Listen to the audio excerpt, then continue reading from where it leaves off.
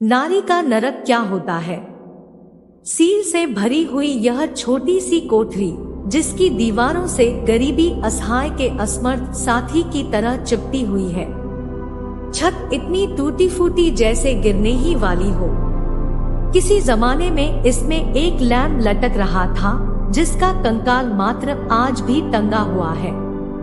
कालिक से पुते हुए चूल्हे के ऊपर एक पतीली, जिसके किनारे गायब हो चुके हैं, औंधी हुई है, और पास ही टाट में लिपटी हुई और रस्सी में बंधी हुई एक अंगीठी पड़ी है, और एक टूटा हुआ चम्मच भी, जिसकी यह दशा इसलिए हुई कि उससे एक दिन बासी और ठंडी कड़ाही जबरदस्ती खुरची गई थी। काठक बार से यह कोठरी अटी पड़ी है। एक झंगोला चारपाई पड़ी है, जिस पर चिथरी चादरें हैं और बिना गिलाफ के फटे तकिए। एक तरफ को एक पालना भी पड़ा है, जिसमें एक बच्चा, जिसका सिर बड़ा है और रंग पीला पड़ रहा है, लेटा हुआ सो रहा है। कुंजी और कब्जोंदार एक बक्स रखा हुआ है, जिसका ताला खुला हुआ है, क्योंकि कोई मूल्यवान चीज तो उसमें बच नहीं रही है, जिसकी हिफाजत के लिए ताले कुंजी की जरूरत पड़े। इसके सिवाय एक और मेज पड़ी हुई है और 3 कुर्सियां भी, जो किसी जमाने में लाल रंगी गई थी। फिर एक टुटियल अलमारी भी वहीं उनसे सटी रखी है। इतने सामान की कमी को पूरा करने के लिए 2 बाल्टियां हैं, जिनमें एक गंदे पानी से भरी है और दूसरी साफ से, और फिर एक बरोसी भी है। अब आसानी से समझा जा सकता है कि कोठरी में तिल रखने को भी जगह नहीं थी, लेकिन फिर भी बेचारी ने पति और पत्नी को जगह दे रखी है। चारपाई और पालने के बीच जो संदूक रखा है, उस पर वह अधेड़ यहूदिन बैठी हुई है। उसके दाएं हाथ की तरफ एक छोटी सी धुंधली सी खिड़की है और बाईं तरफ मेज। वह हाथों में मोजा बुनती जाती है, पैरों से पालना हिलाती जाती है, और वह सामने मेज पर बैठा झूम झूम कर और गागा कर जो तालमुद पढ़ रहा है, उसे सुन रही है। बीच बीच में कुछ शब्दों को वह खा जाता है और कुछ को जैसे जोर से बाहर खींच निकालता है, कुछ को बड़े मजे में रेंग रेंग कर पढ़ता, और कुछ को ऐसे चबा जाता जैसे सूखी हुई मटर को। अपनी जेब से वह रूमाल निकालता है, जो कभी लाल रंग का था और साबित रहा होगा। उससे अपनी नाक और माथा पोंछता है, फिर उसे गोद में रखकर कानों पर आए हुए बालों को ठीक करता है, और नुकीली तथा कुछ कुछ कतरी हुई दाढ़ी पर हाथ फेरता है। किंतु फिर वह अपनी दाढ़ी का कोई टूटा हुआ बाल निकालता है और उसे किताब के पन्नों के बीच में रखकर गोद में पड़ा हुआ रूमाल उठा लेता है और उसे सीधे मुंह में रखकर चबाता है। इसके बाद पैर के ऊपर चढ़ाकर वह उन्हें हिलाने लगता है। और यह सब तो होता ही है, किंतु साथ ही उसके माथे में बल पड़ते जाते हैं, कभी सीधे सीधे और कभी टेढ़े टेढ़े, और इतने गहरे कि उनमें भौहें खो जाती है। कभी ऐसा लगने लगता है जैसे कि उसके सीने में कोई दर्द उठा हो, क्योंकि वह अपने सीने पर हाथ रखकर जोर से दबा देता है। यकायक वह अपना सिर बाईं तरफ को झुका लेता है, बाएं नथुने में उंगली डालकर छींक लेता है, फिर अपना सिर सीधी तरफ को झुकाता है और सीधे नथुने में उंगली डालकर छींक लेता है। बीच बीच में वह हुलास भी सूंघता जाता है, पैर खींचकर बैठ जाता है, आवाज तेज हो जाती है, कुर्सी चरमराती है और मेज खड़खड़ाती है। किंतु पालने में सोया हुआ बच्चा जागता नहीं, क्योंकि यह जो शोर हो रहा है वह तो रोज ही होता है। उसके लिए यह कोई नई बात तो नहीं थी, और वह उसकी पत्नी बराबर अपने पति पर ही नजर जमाए बैठी है। उसकी जरा सी आवाज जैसे अपने कानों से पिए जा रही है। यह जरूर है कि वह अपने समय से पहले ही बीत गई है। कभी कभी वह आह भर लेती है, काश यह इस लोक के लिए भी उतने ही योग्य होते जितने कि परलोक के लिए है। तब फिर यहाँ भी जी सुख से रहता, जिंदगी आराम में कटती। लेकिन फिर वह अपने मन को स्वयं ही आश्वासन दे लेती है, आत्मसम्मान की क्या रक्षा की जाए। दो नावों पर तो पैर रखकर नहीं चला जा सकता। वह बराबर सुने ही जा रही है। पल पल पर उसकी झुर्रियोंदार मुद्रा बदलती है। अब वह घबराई सी है और क्षण भर पहले ही तो खुशी उस पर खेल रही थी। अब उसे याद आया, अरे आज तो बृहस्पति है और रविवार के लिए घर में एक दाना भी नहीं है। और याद आते ही उसके मुख पर व्याप्त खुशी हल्की हुई, फिर क्रमशः धुंधली होकर उड़ गई। खिड़की के धुंध में से उसने सूरज की तरफ देखा। बराबर देर हो रही है और घर में एक चम्मच गर्म पानी भी नहीं है। हाथ की सलाइयां चलनी बंद हो जाती है। एक कालिमा सी उसके मुख पर छा जाती है। बच्चे की तरफ देखती है। उसे लगता है कि वह बस अब जगने ही वाला है। बेचारा बच्चा कमजोर तो है ही, और उस पर भी उसके पीने के लिए एक बूंद दूध भी नहीं है।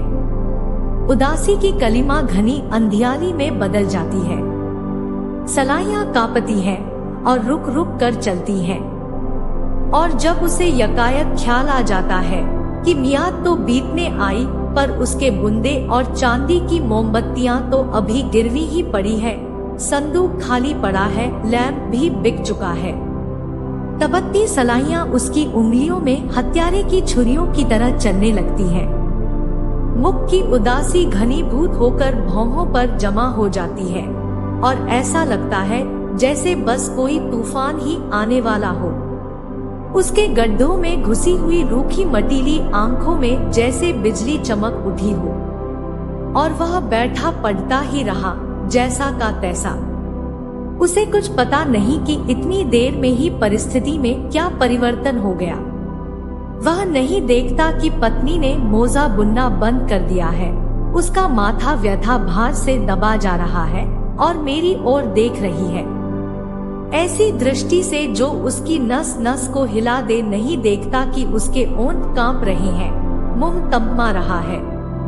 वह किसी न किसी तरह अपने को रोके हुई थी, फिर भी तूफान तो उसके अंतर से उमड़ा ही आता था और जरा सा अवसर पाते ही वह टूट भी पड़ेगा। और वह अपने धर्मशास्त्र का एक वाक्य बहुत खुश होकर पढ़ रहा था, इसलिए यह मतलब निकलता है कि वह आगे 3 कहने ही वाला था कि निकलता के जोर ने जैसे चिंगारी पैदा कर ही दी, तो पत्नी के दिल की बारूद को अब भड़का कर जला देने के लिए काफी थी। उभरती हुई बाढ़ को जो बोध अब तक रोके हुए था, उसको इस एक शब्द ने ही जैसे खोल दिया और वह बाढ़ छूट निकली। सामने जो कुछ पाया उसे निगलती हुई वह तीव्र गति से वह चली। निकलता है तो कहता है, निकलता है तो निकल क्यों नहीं जाता जो नवाब बना बैठा है। गुस्से से उसकी आवाज भारी हो गई, फिर जैसे नागिन की तरह फुफकारती हुई बोली, निकल नहीं जाता। चुकती का दिन आ रहा है, आज बृहस्पति है, बच्चा बीमार है, दूध की बूंद नहीं है। हाय, उसकी आंखें आग उगलने लगी। चुसी और गड्ढे में धंसी हुई छातियां भभक उठी, सांसों में से झंझावात बरस पड़ा और वह पत्थर बना बैठा था। पत्थर खून जैसे सूख गया, सांस बंद हो गई। प्रेत की तरह अपनी जगह से उठा और किवाड़ों से लगकर खड़ा हो गया और पतली की तरफ मुंह किया तो देखा कि क्रोधावेश के मारे उसके हाथ और जीभ दोनों जड़वत हो गए हैं। उसने आंखें जरा मीची और रूमाल को दांतों से दबाया, जोर से सांस ली और तब बोला, सुन, तू जानती है पति सेवा के क्या मानी है? नहीं जानती, और पति के अध्ययन में विघ्न डालती है, हर वक्त उसे कमाई करने के लिए परेशान करती है। उफ, तू बता ना, आखिर इन चिड़ियों के बच्चों को कौन खिलाता है? बोल ना, चुप क्यों है? भगवान में विश्वास नहीं करती, दुनियादारी के मोह में उलझी रहना चाहती है। बेवकूफ कमबख्त औरत, अपने पति के काम में सहायता नहीं दे सकती तो विघ्न भी क्यों डालती है? नरक में जाएगी, नरक में। वह चुप रहती है। उसका मुख पीला ही पड़ता जाता है। कंपी बढ़ती ही जाती है। पति महोदय को शह मिल जाती है। पत्नी की घबराहट उसमें दृढ़ता पैदा कर देती है। अरे हरामजादी, नरक की आग में पड़ेगी, नरक की आग में। पापिन, वहां तेरी जीभ खींची जाएगी जीभ। तब पापों का फल भुगतेगी अच्छी तरह और पति का विरोध करने का मजा चखेगी। वह चुप थी, चुप रही। चेहरा सफेद फूक पड़ गया और वह मन में जानता है कि मैं गलती कर रहा हूँ, व्यर्थ ही निर्दयी बन रहा हूँ, बेचारी की कमजोरी से नीच फायदा उठा रहा हूँ। पर अब वह भी करे तो क्या, गुस्सा हद से जो बाहर हो गया है। उसने उसे फिर धमकाना शुरू किया। तू जानती है दफनाने के क्या मानी है? नहीं जानती, कभी नहीं जान सकती। नरक में दफनाने के मानी है खाई में फेंका जाना और फिर ऊपर से पत्थरों की मार से उस खाई का पाटा जाना, समझी? कभी नहीं समझ सकती, कभी नहीं। तू ऐसे ही दफनाई जाएगी। और जानती है तपाना किसे कहते हैं? तेरी क्या खाक समझ में आएगा? कभी समझ में नहीं आ सकता, कभी नहीं। अरे आग में जलाई जाएगी, आग में। और तेरा पेट फाड़कर उसमें पिघला हुआ सीसा उंडेल दिया जाएगा। और कृत्य समझती है तलवार से तेरा सिर काट दिया जाएगा। इस तरह से फक से और फांसी दी जाएगी तुझको, फांसी। सुनती है, फांसी दी जाएगी, फांसी। अब समझी कुछ नहीं समझी, नहीं समझी। अरे कभी नहीं समझ सकती तू, कभी नहीं। पति का विरोध करने से यही चारों सजाएं मिलती हैं। और करेगी अब कभी जबानदराजी। ऐ बेचारी के लिए उसके दिल में दर्द उठ रहा था, पर आज पहली बार उसकी पूरा रौब जम सका है उस पर। और वह समझा है कि मैं भी मर्द हूँ। बेवकूफ औरत। आज उसकी समझ में आया कि पतली को समझाना कितना आसान है। ऐसा पाप पड़ता है अपने पति देवता का अपमान करने से, समझ ले आज अच्छी तरह। वह एक बार जोर से चीखा और चल दिया। मैं पढ़ने के कमरे में जा रहा हूँ, उसने जरा मुड़कर विनम्र स्वर में कहा और भड़ाक से दरवाजा बंद करके अंदर चला गया। दरवाजे की भड़ाक से बच्चे की नींद खुल गई। भारी पलकें खुली, मोम की सी चिकनाई से झलझलाता हुआ पीला चेहरा हिला और रोने की एक मरगिल्ली आवाज उस कोठरी में रल गई। किंतु वह आपे से बाहर थी। जहां बैठी थी बैठी रही, कुछ सुना भी नहीं। हाय, उसके घुटे हुए कलेजे से आवाज निकली। तो यह बात है क्या? यही इस लोक में तो कुछ है ही नहीं, पर लोक की कौन जाने। वह कहता है फांसी लगेगी, पत्थर पड़ेंगे, आग में झोंकी जाएगी, सरकाता जाएगा, गला घोटा जाएगा, फांसी लगेगी। उबलता हुआ सीसा पेट चीरकर उंडेला जाएगा। पति की बात न मानने पर, धर्म शास्त्र के विरुद्ध कार्य करने पर, हा हा हा हा। फिर वह एकदम जैसे अत्यंत व्यग्र हो उठी हूँ, मुझे फांसी लगेगी, लेकिन यही अभी यही इंतजार किसका करना है अब? बच्चे ने और जोर से रोना शुरू किया, परंतु वह बहरी बनी रही। रस्सी रस्सी। और कोठरी में चारों तरफ वह पागल की तरह घूमने लगी, कोना कोना देखने लगी। रस्सी रस्सी किधर गई? मैं चाहती हूँ मेरी हड्डी भी उसके हाथ न लगे। कम से कम इस नरक से तो पहले छुट्टी ले लूं आज। जरा मजा तो चखे। वह बच्चे को एक दिन पाल कर तो देखे, तब सब चर्बी छट जाएगी आंखों की।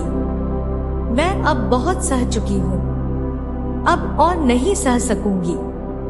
बस अब यह आखिर है, अंत होगा। रस्सी रस्सी। उसकी अंतिम चीख ऐसी थी जैसे आग में जलते हुए किसी आदमी की सहायता के लिए पुकार हो। उसे याद है कि एक रस्सी कहीं न कहीं पड़ी है। ओह ठीक है, अंगीठी में बंधी हुई है, अंगीठी में वही होगी जरूर। वह दौड़ गई, अंगीठी से बंधी हुई रस्सी खोली, जैसे कोई अमूल्य निधि पा गई। सिर उठाकर छत की तरफ देखा, लैंप वाला कुंदा मौजूद है। बस अब मेज पर चढ़ने की कसर है।